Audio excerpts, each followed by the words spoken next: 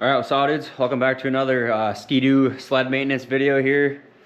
This is going to be maintenance for Ski-Doo MXZ, basically all the ZX chassis from 99 to 03. So MXZ, Legend, Formula Deluxe, Formula Z, Grand Touring, Summit. So today we are going to be doing brake bleed on the 600.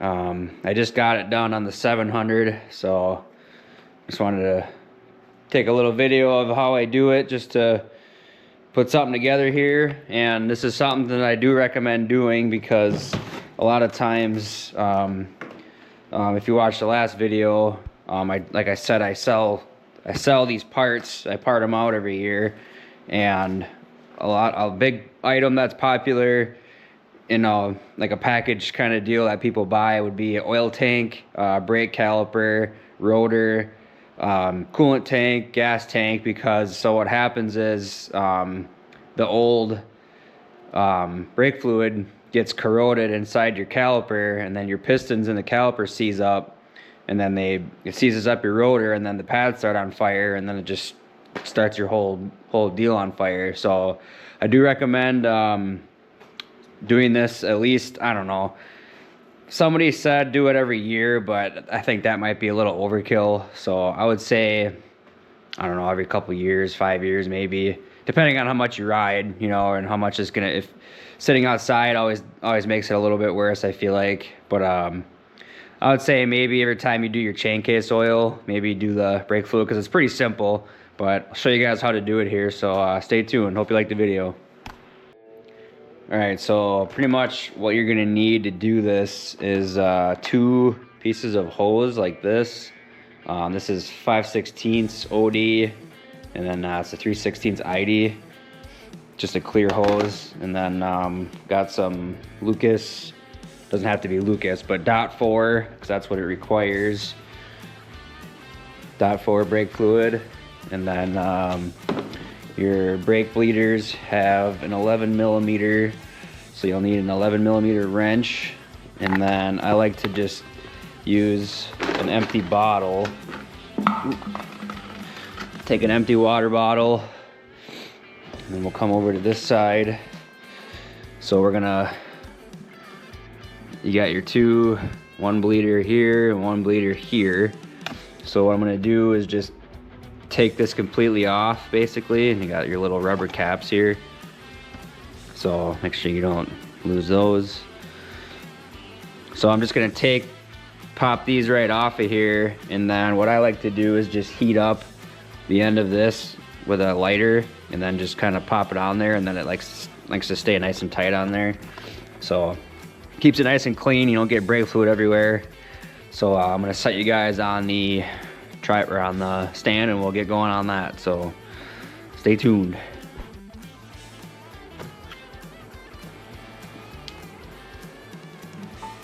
Alright, so I'm just going to take my wrench, might be a little tight, ow, just that one up, and then this one's kind of a pain in the ass to get to if you got this little aluminum shield right here, a little heat shield deal. So this is kind of why I like to just take it right off of there. She's leaking a little bit. 700 didn't do that. So I'm actually gonna pop this first. This is kind of the process I just did. So I'll pop this cap off. Make sure you get a Phillips head that isn't like sloppy in there, so you end up stripping that out and just kind of push fairly decent on it. These do like to get seized up in there, especially if these sleds sit outside. So we'll pop that off.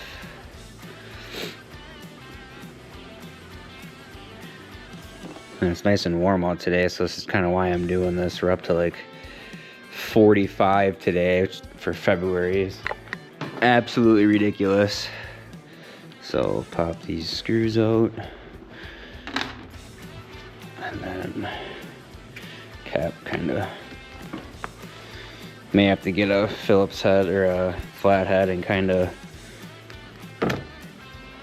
pry on it a little bit just to break it free. Might be able to just take your screwdriver and just kind of, yeah, there we go.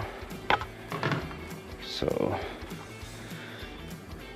that out of there. All right, then set you guys back down. So crack these.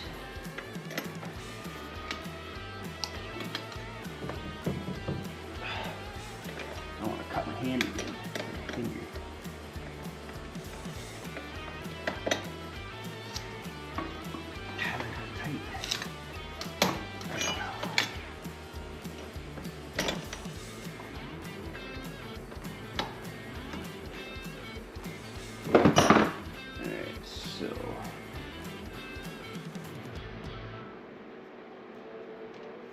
Maybe get a little bit of leakage out of there, I guess.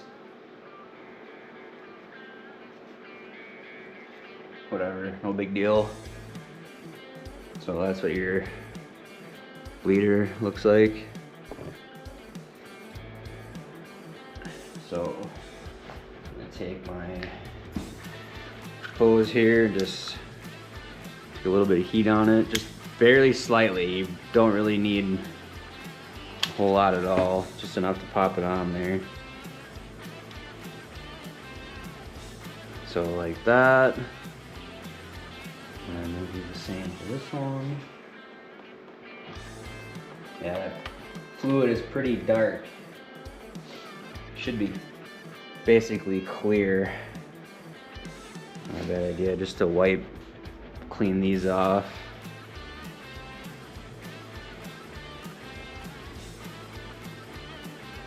A little bit of brake clean goes a long way. Same thing here.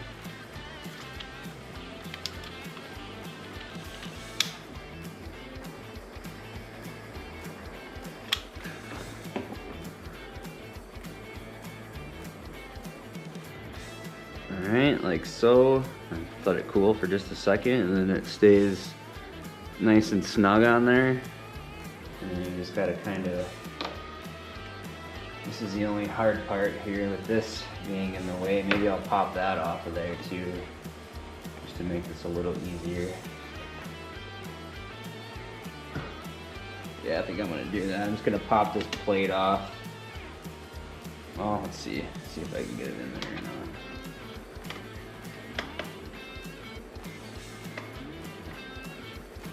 Yeah, that's kind of a bitch. All right, I'm gonna pop that off of there. Make it a little easier for us. Alright, so we just kind of slide that up out of the way. Now we'll get our other bleeder back on here.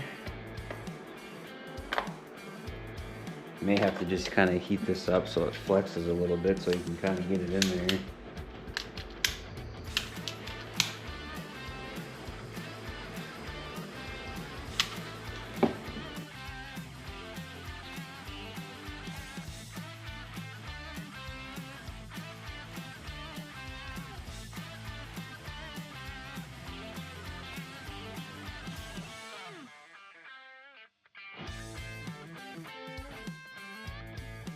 So now you're going to take your empty bottle and then stick these down in there. And you can just kind of let her hang a little bit. And you can already see it's kind of starting to come up into the hose already a little bit there. So I'm just gonna take and just slightly crack these loose, maybe about a quarter turn if that, just so they're loose.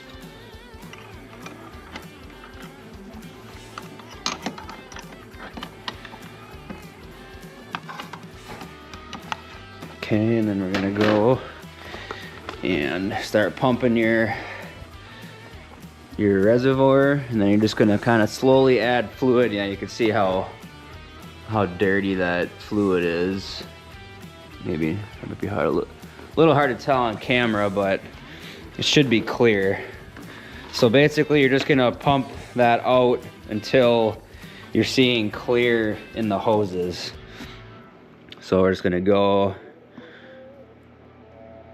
add some to it.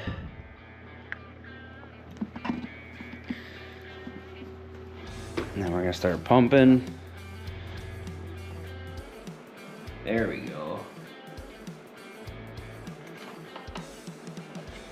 I think I might have just got a bunch of air in the lines. I don't really know. We'll keep going here. One thing, you want to make sure you just keep adding it so you don't do what I just did, I think, and go until it's low. And then you get air in the lines, so now I gotta try to get all that air out.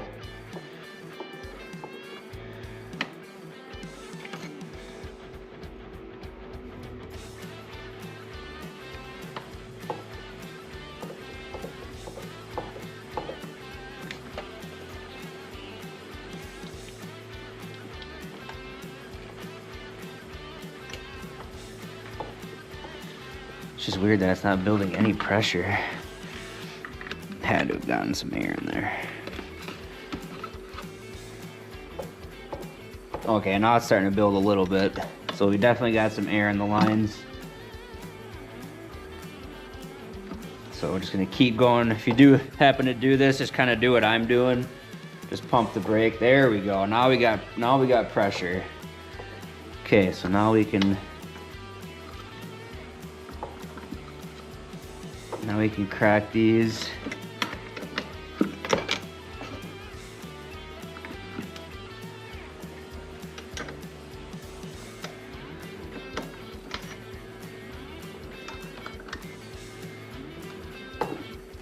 It should just kind of start flowing out of there. There we go. Now we're looking good.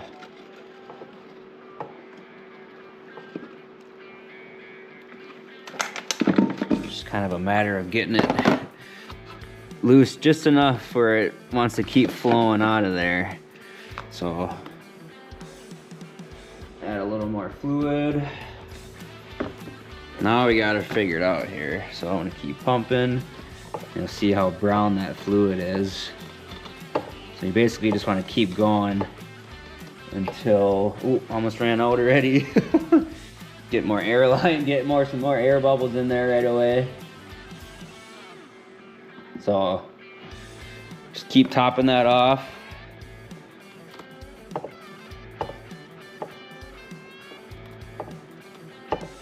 And just keep an eye on your reservoir as you pump, because it empties out pretty fast. So just gotta keep adding. And I think I gotta loosen this one up just a little bit more. Ah, son of a bitch. All right, I gotta set you guys down here.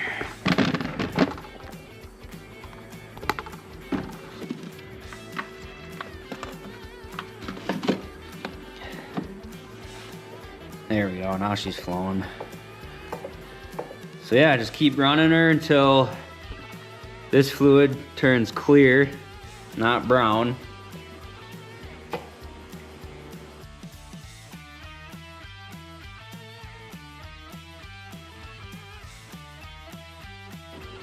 Gotta have it just loose enough so it flows freely out of there.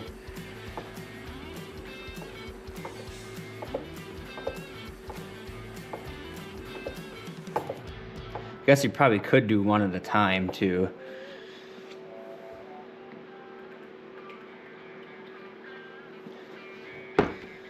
That might be a little bit easier.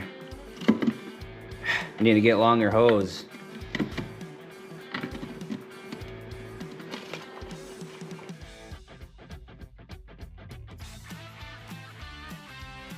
All right, so my front one is pretty clear now, so I'm gonna go ahead and tighten that one up.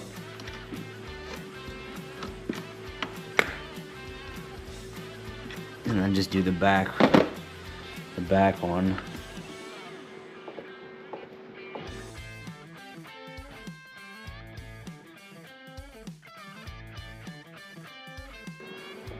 And you can see our reservoir has cleared up quite a bit. Still gonna be a little bit of just kind of gunk on the bottom. Unless you clean all that fluid out of there and wipe it out completely, you're still gonna have a little like residual, but so you can actually see, I don't know, maybe that little hole. So there's that little hole kind of right down in there. That's where your plunger, when you pull your lever, you can see the plunger kind of moving. I don't know if you can see that or not, but so that's kind of what we're working with. So almost clear. Just keep pumping her.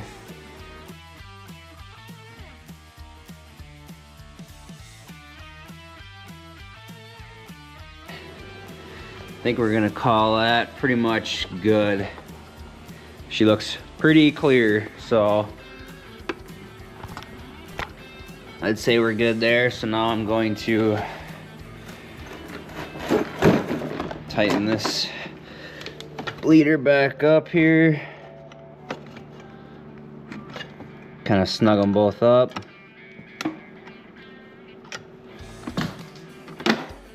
And then kind of let that drip for a little while because you're gonna have fluid in the line. So now your lever should be nice and tight now. Squirting fluid right out of there. But oh, excuse me. So I'm gonna take, just kind of wipe this off.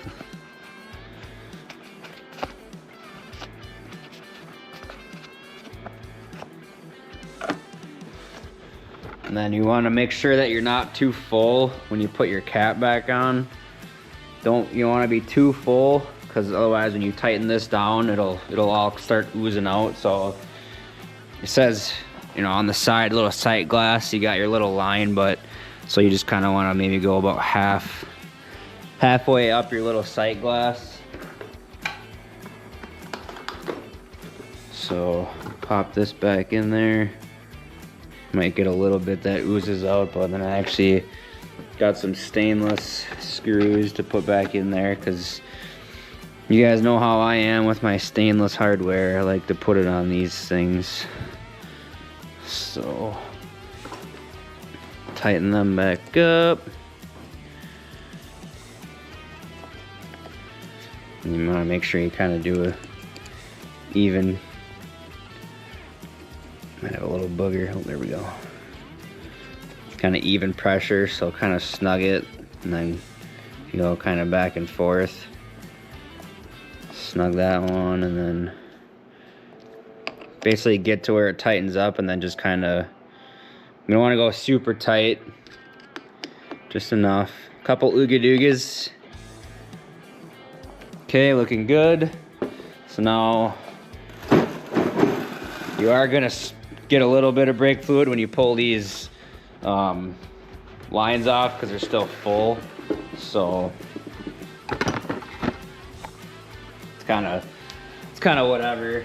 So if you just pop these off, let it kind of drain down in there.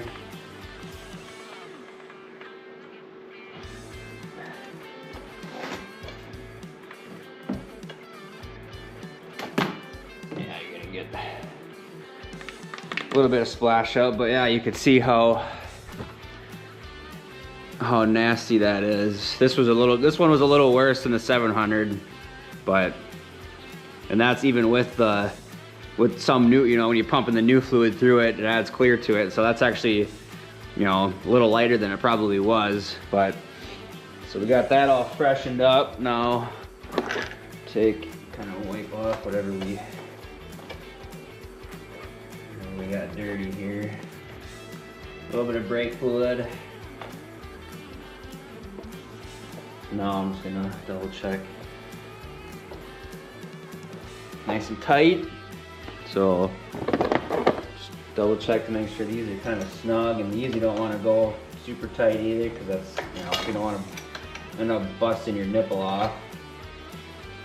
Take our little rubber boots, throw them back on, and we are good to go. And then I'm just gonna throw this back on, and you know, kind of self-explanatory after that point. But so I hope this helps for anybody working on their 1999 to 2003 Skidoo. Like I said, I do part these sleds out, so shoot me a DM. I mean, the Birdhouse Car Club is my social for everything. So if you want to shoot me a DM on either Facebook or Instagram, that'd be the best way to get a hold of me. We are getting to the end of the season here, so I'm not buying sleds anymore for the year. I'm just kind of trying to get rid of what I can for the rest of the year and then call it good. So then I am going to also grease the chassis on these. So maybe I'll just do a separate video. Well, no, I'll just throw it in here quick. So I'm just gonna, so you gotta grease your trailing arm on both sides. That's here.